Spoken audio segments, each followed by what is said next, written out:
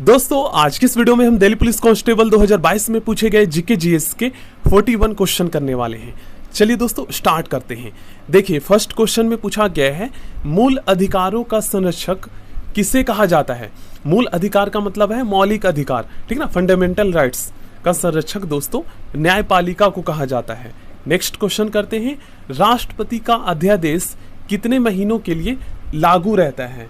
तो इसका सही आंसर होगा दोस्तों 6 महीने के लिए।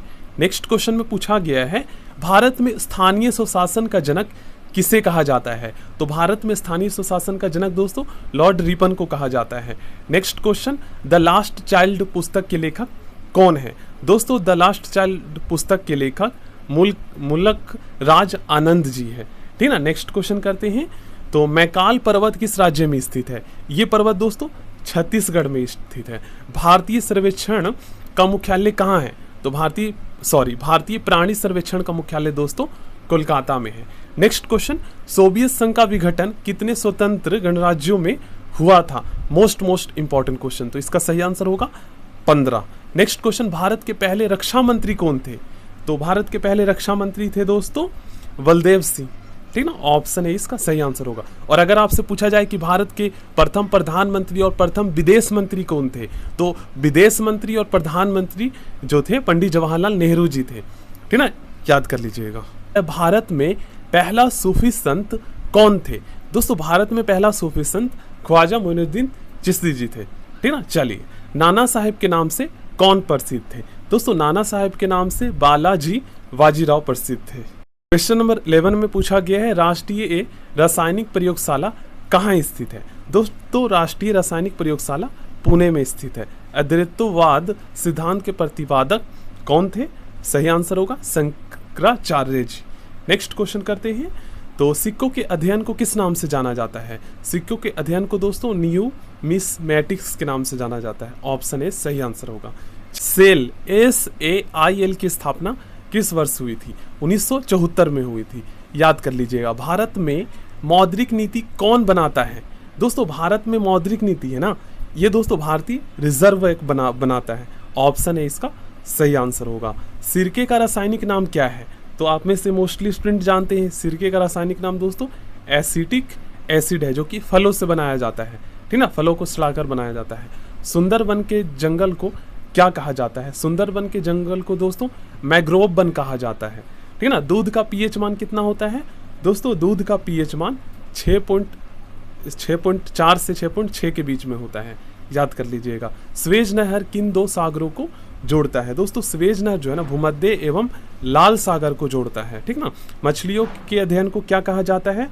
तो मछलियों के अध्ययन को दोस्तों इक्थियोलॉजी कहा जाता है। चलिए, मोहम्मद गौरी ने मुल्तान पर किस वर्ष अपना अधिकार किया था। तो इसका सही आंसर होगा 1175 ईस्वी में। क्वेश्चन नंबर 22 में पूछा गया आगा खान प्लेस कहाँ स्थित है। तो ये दोस्तों पुणे में स्थित है। द्वैतवाद सिद्धांत के प्रतिपादक कौन थे। इसका सही आंसर होगा दोस्तों निम्बाचार्य, ठीक ना, निम्बाचार्य। Option C. बिली बिली किस देश में चलने वाली पवन का नाम है। इसका सही आंसर होगा ऑस्ट्रेलिया में चलने वाली पवन का नाम है। नेक्स्ट क्वेश्चन, भारतीय दंड संहिता किस वर्ष लागू की गई। तो इसका सही आंसर होगा दोस्तों ये जो लागू हुई थी 1862 ईस्वी में, ठीक ना। ध्वनि के अध्ययन को किस नाम से जाना जाता है। ध्वनि के अध्ययन को दोस्तों एकॉस्टिक्स के नाम से जाना जाता है। उत्तरी तथा बाल्टिक सागर के मध्य कौन सा नहर स्थित है।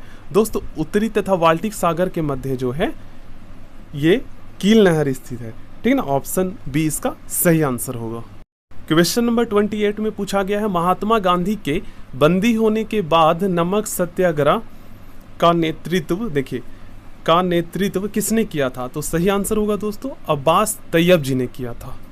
क्वेश्चन नंबर 29 में पूछा गया है विकिरण चिकित्सा में प्रयुक्त होने वाला नोबल गैस कौन सा है।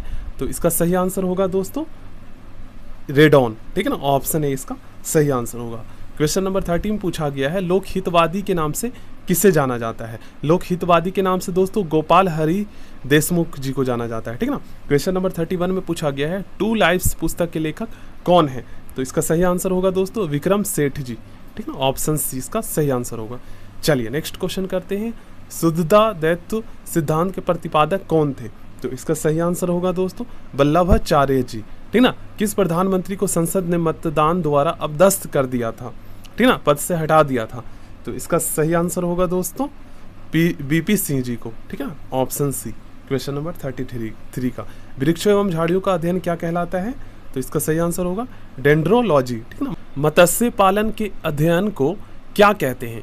दोस्तों मत्स्य पालन के अध्ययन को पीसी कल्चर कहा जाता है। उकाई परियोजना किस राज्य में स्थित है?